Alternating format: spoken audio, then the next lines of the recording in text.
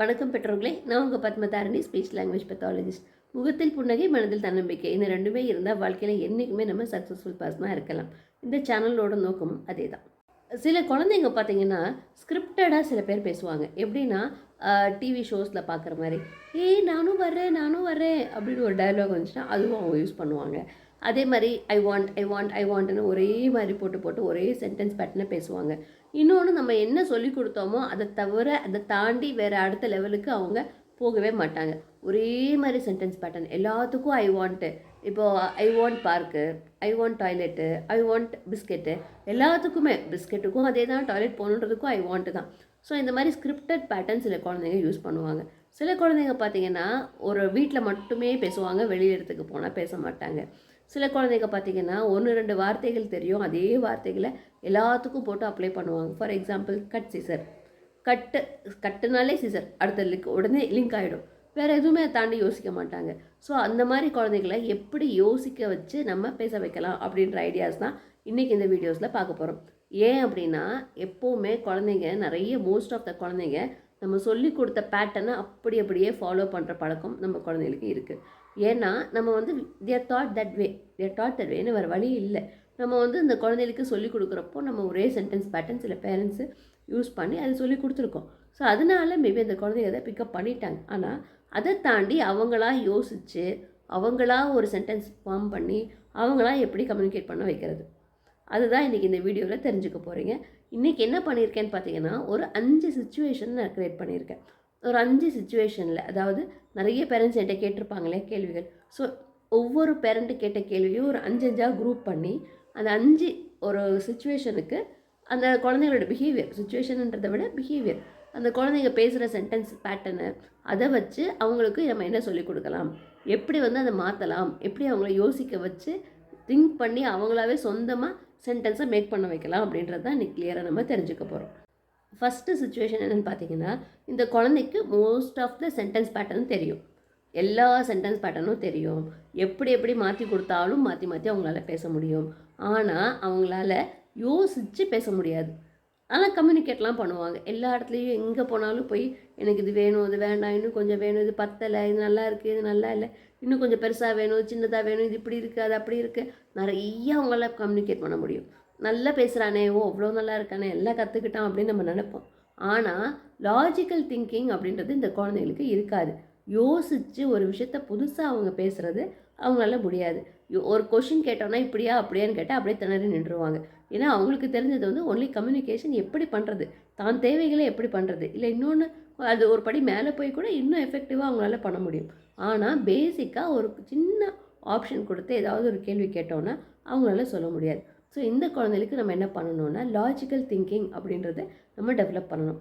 Logical திங்கிங்னா என்ன madam அப்படின்னு நீங்கள் கேட்கலாம். ஸோ இந்த நீ கொடுக்குற கொஷின்ஸை நீங்கள் குழந்தைகிட்ட கேட்டு பாருங்கள். அந்த மாதிரி கொஷின்ஸை கொஞ்சம் நீங்கள் பழக்கப்படுத்துனீங்கன்னா அந்த குழந்தைங்களோட திங்கிங் அபிலிட்டிஸ் இன்னும் கொஞ்சம் டெவலப் ஆகும். ஒன்றும் இல்லை, ஒரு ஒரு பெரிய பால் எடுத்துகிட்டு ஒரு பேகு காமிங்க. இந்த பேகுக்குள்ளே இந்த பால் போக முடியுமா? போகாது. ஏன்? இந்த பால் பெருசாக இருக்குது, இந்த பேக் சின்னதாக இருக்குது அப்படின்னு. இன்னொன்று ஒரு சின்ன டிஷர்ட்டு காமிச்சு, இந்த டிஷர்ட்டு உன்னால் போட்டுக்க முடியுமா? முடியாது அப்படின்னு சொல்லணும். ஏன் முடியாது? ஏன்னா இந்த டிஷர்ட்டு சின்னதாக இருக்குது, நான் வளர்ந்துட்டேன் அப்படின்னு சொல்லலாம். இன்னொன்று, அந்த ஆட் ஒன் அவுட்டுன்னு சொல்லுவாங்க இல்லையா, 2 ப்ளூ கலர் 3 ப்ளூ கலர் இருக்கும், ஒரு ரெட் கலர் இருக்கும். ஒரு எக்ஸாம்பிள் சொல்கிறேன். ஸோ இதில் இந்த red colour out odd one அப்படின்றது அந்த குழந்தைக்கு தெரியணும். ஆனால் மார்க் பண்ணு, சர்க்கிள் பண்ணுன்னா பண்ணிவிடுவாங்க. ஆனால் வெர்பலாக இது ஏன் டிஃப்ரெண்ட்டு அப்படின்னு கேட்டால் அந்த குழந்தைங்க யோசித்து பண்ணுற திறமை, பேசுகிற திறமை டெவலப் ஆகும். ஸோ ஒரு பழைய டிஷர்ட் எடுத்து ஒரு ஓட்டையோ இல்லை கிழிஞ்ச டிஷர்ட்டோ எடுத்து இந்த டிஷர்ட்டை போட்டுட்டு நம்ம வெளியில் போகலாமா அப்படின்னு கேட்கலாம். ஸோ அப்போ அந்த குழந்தை நோ போட்டுட்டு போக முடியாது. ஏன்? ஏன்னா இது கிழிஞ்சிருக்கு, இட் இஸ் டர்ட்டி அப்படின்னு சொல்லணும். அப்புறம் ஷூஸ் அதே மாதிரி பெரிய ஷூ காமிச்சு இந்த ஷூ போட்டு போகலாமா? நோ போட முடியாது, இது பெருசாக இருக்குது, எனக்கு லூஸாக இருக்கும். சின்னது காமிச்சா இது டைட்டாக இருக்கும், போட முடியாது அப்படின்னு சொல்லலாம். அதே மாதிரி நீங்கள் இப்போ யூஎஸ்லேயோ இல்லை வேறு வெளிநாட்டில் இருக்கீங்கன்னாக்கா விண்டரில் சம்மர் ட்ரெஸ்ஸை கொடுத்து இந்த ட்ரெஸ்ஸை போட்டு நம்ம இன்றைக்கி வெளியில் போகலாமா அப்படின்னு கேட்கலாம். ஸோ முடியாது, ஏன்னா இது குளிரும், இந்த ட்ரெஸ்ஸை போட்டு நான் போக முடியாது அப்படின்னு அந்த குழந்தை சொல்லணும். ஸோ இதுதான் வந்து பேசிக்காக லாஜிக்கல் திங்கிங் பண்ண வைக்கிறதுக்கான ஐடியாஸ். இன்னும் உங்களுக்கு ஐடியாஸ் வேணும்னா உங்கள் ஸ்பீச் தெரப்பிஸ்ட்டை நீங்கள் கேட்டிங்கன்னா இன்னும் இதை பற்றின டீட்டெயில்ஸ் உங்களுக்கு கொடுப்பாங்க. இல்லை ஒரு வேளை எங்ககிட்டயே நீங்கள் ஆன்லைன் ஸ்பீச் தெரப்பி எடுத்துக்கணும் அப்படின்னு நினச்சிங்கனாக்கா ஸ்க்ரீனில் தெரியிற நம்பருக்கு ஹாய்னு ஒரு மெசேஜ் போடுங்க. அதில் ஒரு லிங்க் வரும். அந்த லிங்க்கை ஃபில் பண்ணிங்கன்னா we will get back to you with all the details. ரெண்டாவது இது பார்த்தீங்கன்னா சுச்சுவேஷன் பார்த்தீங்கன்னா ஒன்லி ஸ்கிரிப்டிங்னா அந்த ஸ்கிரிப்டிங் என்ன அது ஒரு மனப்பாடம் பண்ணி வச்சுருக்காங்களோ அந்த மனப்பாடம் பண்ண சென்டென்ஸை தவிர வேறு எந்த சென்டென்ஸும் யூஸ் பண்ண தெரியாது. அவங்களா சொந்தமாக ஒரு ஓன் சென்டென்ஸ் அந்த குழந்தைங்களால் ப்ரிப்பேர் பண்ணி மேக் பண்ணி யூஸ் பண்ண முடியாது. ஸோ இந்த மாதிரி குழந்தைகளுக்கு நம்ம எப்படி இம்ப்ரூவ் பண்ணலாம் அப்படின்னு பார்த்தீங்கன்னா அந்த குழந்தைங்கக்கிட்ட நம்மளும் ஒரே மாதிரி ஸ்கிரிப்டிங் யூஸ் பண்ணாமல் ஒரே மாதிரி சென்டென்ஸ் பேட்டர்ன் யூஸ் பண்ணாமல் எக்ஸ்ட்ராவாக ஆட் பண்ணலாம். எப்படி ஐ வாண்ட் அப்படின்னு கேட்டாங்கன்னா can I have, can I take this, can you please give me this, can you give me this, can you please give me my hand, can you give me more, can I take it, it is there, I want this. இந்த மாதிரி எக்ஸ்ட்ராவாக அந்த குழந்தைக்கு flexible thinking, அதாவது இப்படியும் பண்ணலாம் இப்படியும் பேச வைக்கலாம் அப்படின்றது நீங்கள் ஃபஸ்ட்டு உணர்ந்து அந்த குழந்தைக்கு எக்ஸ்ட்ராவாக சென்டென்ஸ் பேட்டர்ன் நிறைய சொல்லிக் கொடுங்க. லெட்ஸ் கோ பார்க்னு ஒரு குழந்தை சொல்லுவோம். ஸோ அந்த குழந்தை வந்து லெட்ஸ் கோ பார்க்குறது ஸ்கிரிப்டிங்காக அந்த குழந்தை நினச்சிச்சு அதே தான் யூஸ் பண்ணுவாங்க. எங்கே போகிறதுனாலும் லெட்ஸ் கோ பார்க். ஸோ அதை வந்து நம்ம மாற்றி let's go to the park, let's go to the school, let's go for a walk அப்படின்ட்டு அந்த குழந்தைகிட்ட நம்ம அதை மாற்றணும். ஸோ லெட்ஸ் கோ அப்படின்னு யூஸ் பண்ணுற குழந்தைகிட்ட அதை மாற்றிட்டு shall we go for a walk அப்படின்னு கேட்கலாம். We can go for a walk now அப்படின்னு சொல்லலாம். ஸோ இந்த மாதிரி சென்டென்ஸை வந்து நம்ம ஒரே மாதிரி சென்டென்ஸை யூஸ் பண்ணாமல் கொஞ்சம் மாற்றி நம்ம யூஸ் பண்ணிகிட்டே இருந்தோன்னா அந்த குழந்தைகளுக்கும் அது புரியும். அதை வந்து they start imitating us. So வேறு விதமான சென்டென்ஸ் பேட்டர்ன் வந்து அந்த குழந்தைங்க டெவலப் ஆகிறதுக்கு ஆரம்பிக்கும். மூணாவது வந்து பொதுவாக காமனாக எல்லா பேரண்ட்ஸும் ஃபீல் பண்ணுற ஒரு விஷயம், கொஷின் கேட்டால் மட்டும்தான் பதில் வருது. சில சமயம் கொஷின் கேட்டாலும் உனக்கு பிடிக்க மாட்டேங்குது. ஆனால் ஒரு நாள் கூட அவனா கொஷின் கேட்டு தெரிஞ்சுக்கிட்டது கிடையாது. இது ஏன் மேடம் அப்படின்னு கேட்பாங்க. ஏன்னா கொஷின் கேட்டால் தான் குழந்தைகள் லேர்ன் பண்ண முடியும். ஏன்னா நார்மலாக இருக்கிற கிட்ஸை நம்ம பார்க்குறோம். ஒரு 3 வயசுலேருந்து 5 வயசு 6 வயசு குழந்தைங்க பார்த்திங்கன்னா எக்கச்சக்கமான கேள்வி கேட்பாங்க.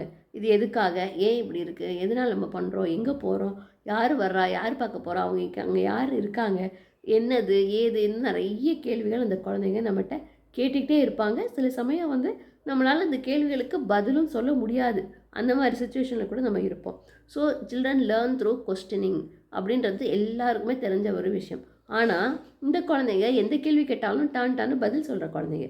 ஆனால் வாய் திறந்து இது என்ன அப்படின்னு கேட்க மாட்டாங்க. தெரியாமல் இருந்தால் கூட அதை எப்படியோ தெரிஞ்சுக்கிறதுக்கு முயற்சி பண்ணுவாங்களே ஒழிய கொஸ்டின் கேட்க மாட்டாங்க. எங்கேயாவது போகிறோன்னாக்கா சொல்லாமல் கூட்டு போயிட்டா பிஹேவியர் பேட்டர்ன் வரும். என்னென்னா பிஹேவியர் வந்து எங்கேயோ போகிறாங்க அப்படின்றது அந்த ஒரு ஆங்ஸைட்டியில் என்னமோ வேறு மாதிரி பிஹேவியர் ப்ராப்ளம்ஸை அவங்க வெளிப்படுத்துவாங்க. ஆனால் எங்கே போகிறோம் அப்படின்னு ஒரு கேள்வி கேட்டால் முடிஞ்சு போச்சு. அது அந்த குழந்தைகளுக்கு தெரிகிறதில்ல. ஸோ ஃபஸ்ட்டு குழந்தைங்களுக்கு வந்து நம்ம கொஸ்டின் கேட்குறதுக்கு தூண்டுதல் கொடுக்கணும். அந்த தூண்டுதல் கொடுத்தா தான் அந்த குழந்தைங்க கொஸ்டின்ஸ் கேட்க ஆரம்பிப்பாங்க. ஒன்றும் இல்லை, சிம்பிளாக ஒரு பிக்சர் வச்சுக்கலாம். ஒரு பிக்சர் வச்சுக்கிட்டு இந்த பிக்சரில் யார் என்ன பண்ணுறா அப்படின்றத நீங்கள் ஃபஸ்ட்டு சொல்லிவிட்டு நீங்கள் ஒரு கொஸ்டின் கேட்க ஆரம்பிங்க. ஒரு இது யார் இது யார் இது யார் அப்படின்னு நீங்கள் கேளுங்க. அப்புறம் இப்போ திஸ் யோர் டர்ன், நீ என்கிட்ட கேளு அப்படின்னு சொல்லலாம். அப்போ அந்த குழந்தை இது யார், அவன் கையை வச்சு நீங்கள் சொல்லவே இது யார் அப்படின்னு அவனுக்கு பதிலாக மாடல் பண்ணுங்கள். இது ஒரு தாத்தா. அப்புறம் இது யார் அப்படின்னு அவனை வச்சே மாடல் பண்ணுங்கள். இது ஒரு குட்டி பையன், அந்த மாதிரி. அப்புறம் இது என்ன கலர், ஒரு கலர் கான்செப்டுக்கு போங்க. இது என்ன கலர், எல்லோ, அவன் சொல்லுவான். அதுக்கப்புறம் இட்ஸ் யோர் டர்ன், நீ கேளு அப்படின்னு சொல்லி அந்த குழந்தைய கை வச்சு இது என்ன கலர் அப்படின்னு அது நீங்கள் இதை வச்சு உட்கார வச்சு சொல்லி கொடுத்துடலாம். அதுக்கப்புறம் அவங்க அப்பாக்கிட்டேயோ இல்லை அவங்க அம்மாக்கிட்டேயோ யார் பக்கத்தில் இருக்காங்களோ அவங்கக்கிட்ட போய் இது கேட்டுட்டு வா பார்ப்போம், இது என்ன கலர் மட்டும் கேட்டுட்டு வா, எனக்கு தெரியல.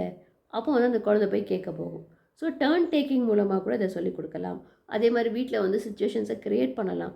ஏதாவது ஒரு பொருளை வந்து ஹைட் பண்ணி வச்சுட்டு அது எங்கே போச்சுன்னு வீடு ஃபுல்லாக தேடுறது, அது யார் வர்றா, கதவுக்கு பின்னாடி யார் இருக்கா, ஒளிஞ்சிக்கிட்டு யார், ஹூ இஸ் தேர் அப்படின்னு கேட்க வைக்கலாம். ஸோ இந்த மாதிரி வந்து குழந்தைகளுக்கு சுச்சுவேஷன்ஸை க்ரியேட் பண்ணியோ பிக்சர்ஸை காமிச்சோ கொஸ்டின்ஸ் கேட்குற ஒரு ஐடியாவை வந்து அந்த குழந்தைக்கு நம்ம கொடுக்கணும். அந்த கொஸ்டின்ஸ் கேட்குற ஐடியா வந்துருச்சுன்னா அந்த குழந்தைக்கு நிறைய கொஸ்டின்ஸ் உங்ககிட்ட கேட்டு நிறைய விஷயங்கள் அவங்களே கற்றுக்குவாங்க. அதுக்கப்புறம் ஓனாக அவங்களே சென்டென்ஸ் ஃபார்ம் பண்ணுறதுக்கும் அது ஹெல்ப்ஃபுல்லாக இருக்கும். 4வது சிச்சுவேஷன் என்னென்னு பார்த்தீங்கன்னா, சில குழந்தைங்க ஒரு ரிஜிட் பேட்டர்னை ஃபாலோ பண்ணுவாங்க. ரிஜிட் பேட்டர்ன் அப்படின்னா என்னென்னு பார்த்தீங்கன்னா, ரீசெண்டாக நான் ஒரு குழந்தைகிட்ட பார்த்தேன். கட் அப்படின்னாலே சிசர் அப்படின்னுவான். ட்ரிங்க் அப்படின்னாலே வாட்டர் அப்படின்றான். சிட் அதனாலே சிட் டவுன் அப்படின்னு சொல்லிடுவான். அந்த மாதிரி ரிஜிட்டாக இது இப்படி வந்தால் இதுக்கு அடுத்து இதுதான் வரணும் அப்படின்னு ஒரு ரிஜிட் பேட்டர்ன் ஃபாலோ பண்ணுவாங்க. என்ன சாப்பிட்டேன்னு கேட்டால் தோசை, அவ்வளோதான். அதுக்கு மேலே தாண்டாது. எங்கே போகிறேன்னு கேட்டால் பார்க்கு இல்லை ஸ்கூலு, அதான். அதுக்கு மேலே அவங்க யோசிக்க மாட்டாங்க. ஸோ சென்டென்ஸ் பேட்டர்ன் பார்த்திங்கன்னா ஒரு ரிஜிட் பேட்டர்னாக இருக்கும். ஒரு ஆன்சர் சொல்கிறதும் பார்த்திங்கன்னா ரிஜிடாக தான் இருக்கும். அதாவது ஃப்ளெக்சிபிள் திங்கிங் அப்படின்றது இந்த குழந்தைகளுக்கு இருக்காது. ஸோ இந்த மாதிரி நிறைய குழந்தைங்க இருக்கிறத நான் பார்த்துருக்கேன். நீங்களும் அந்த அப்படிப்பட்ட பேரண்ட் அப்படின்னாக்கா இந்த பாயிண்ட் உங்களுக்கு ஹெல்ப்ஃபுல்லாக இருக்கும். என்னென்னு பார்த்தீங்கன்னா, இந்த ரிஜிட் பேட்டர்னை வந்து எப்படி நம்ம பிரேக் பண்ணுறது, எப்படி ஃப்ளெக்சிபிள் திங்கிங்கை கொண்டு வருது அப்படின்னா, சப்போஸ் அந்த குழந்தை ட்ரிங்க் வாட்டர் அப்படின்னு ட்ரிங்க்னா வாட்டர் அசோசியேட் பண்ணுறாங்க அப்படின்னா ஒரு விதத்தில் இது நல்ல விஷயம். ஏன்னா அது ஒரு மேப்பிங் இருக்குது. ட்ரிங்க்னாலே வாட்டர் அப்படின்னு ஒரு கனெக்ஷன் பண்ணி வச்சுருக்காங்க.